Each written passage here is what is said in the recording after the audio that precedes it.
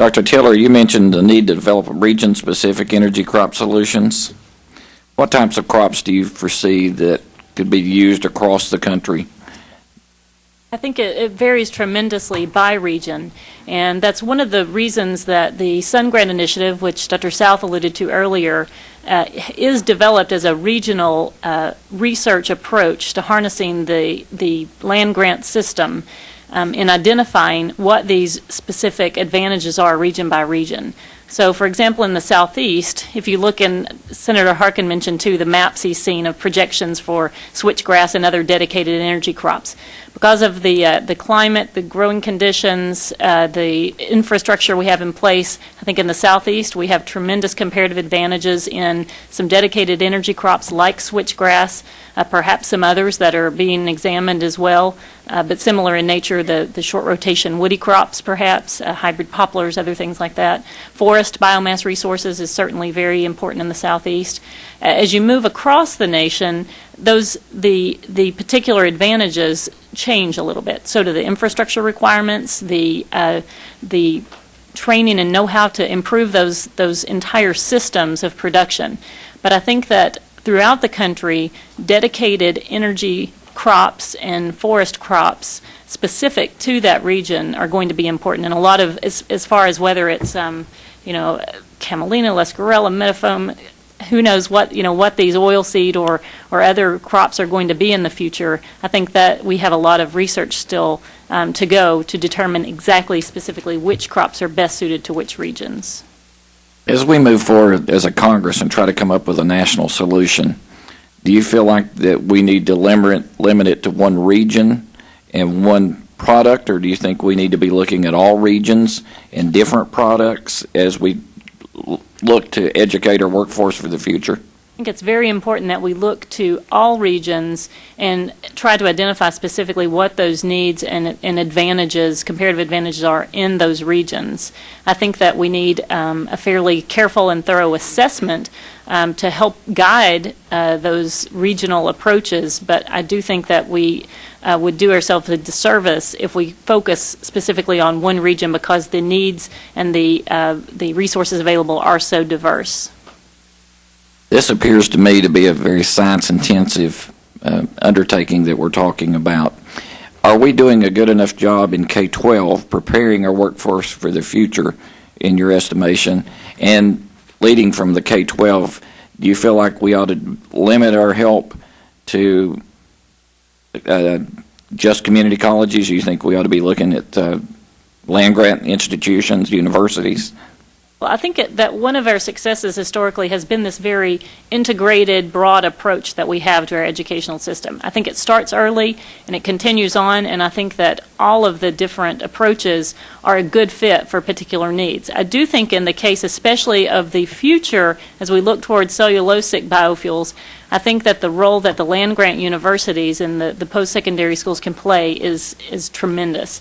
I think that the integrated research, education, and extension, so having not only doing the research in these research institutions, but also bringing students into the labs to work with the researchers, to integrate that information into the courses that are being taught at the graduate level in particular, and the opportunity then to work through extension and take that information out to the public. I think that's a tremendous advantage and going to be a very important approach, although part of an integrated approach that starts K through 12 in moving this forward.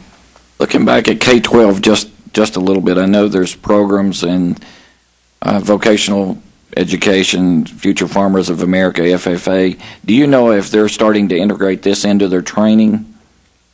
I am only aware of some local programs that we have in East Tennessee. We have a young biodiesel leaders program that our Clean Cities group, East Tennessee Clean Fuels Coalition, has started, where they go into high schools. I think they start as young as 6th grade and work with the students to educate them about alternative fuels, how they can use them locally. They then go and educate their bus drivers about potentially using biodiesel in their fleets and others in their community. So there are programs. I'm not aware of others except some that are very local in nature. Moving a little bit from education over to industry, do you know if any of the major agriculture firms like John Deere helping assist with financial benefits of moving in this direction in agriculture?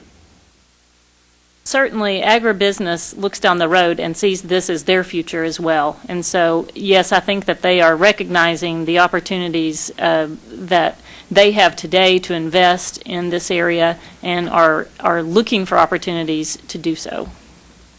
Dr. South, I know you're based in the Northeast, and I'm certainly glad that you're working with the University of Tennessee and in Tennessee in particular, but it sounds like other states as well.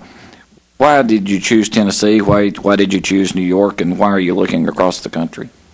The commonality between New York and Tennessee that we've seen is some great leadership at the governor level, at the state level. Dr. South, excuse me, could you pull the microphone over to your, there you go. We've certainly seen a commonality between those two states with leadership at the state government level for a promotion of the programs. They both see themselves as states that have an opportunity with regional biomass availability and also the opportunity to lead in the field. Of Tennessee in particular, the governor's budget from Governor Bressenden is a significant commitment into both the establishment of the biofuels industry at the grassroots level through initiatives with farmers, through initiatives with the University of Tennessee to develop the actual dedicated energy feedstocks, and a commitment into manufacturing. So I think the overall vision of needing to address the issues in cellulosic ethanol across the value chain rather than just a specifically targeted initiative is a wonderful space to be. And when we look at that biomass map, the places that can grow it reside northeast, southeast through those biomass growing areas, and the vision of Tennessee particularly against that is a wonderful thing, and it's led to our great deal of interest in it. If you were a K-12 student looking to move forward in this industry, where would you be looking? Would you be looking with just a high school diploma? Would you be looking at a community college? Would you be looking to university, on-the-job training? Where do you think the jobs of the future are going to be? I believe that when we look at the jobs in the plant, those screens that you look at when you run a process plant, be it an ethanol plant, a cellulosic ethanol plant, or a chemical plant, the challenge is not to look at the data and control the plant, because the plant is designed to control itself. It's to look at where the plant is going. It's not what is now, it's the interpretation of what will happen in the future. And those skills, as we've alluded to before, really come from that in-depth understanding of processes. It's not a K-12 level. It will happen at the community colleges, and certainly the leadership and the development of those cellulosic programs to take the next step between new substrates, between new processes, they'll definitely be developed out at a university level.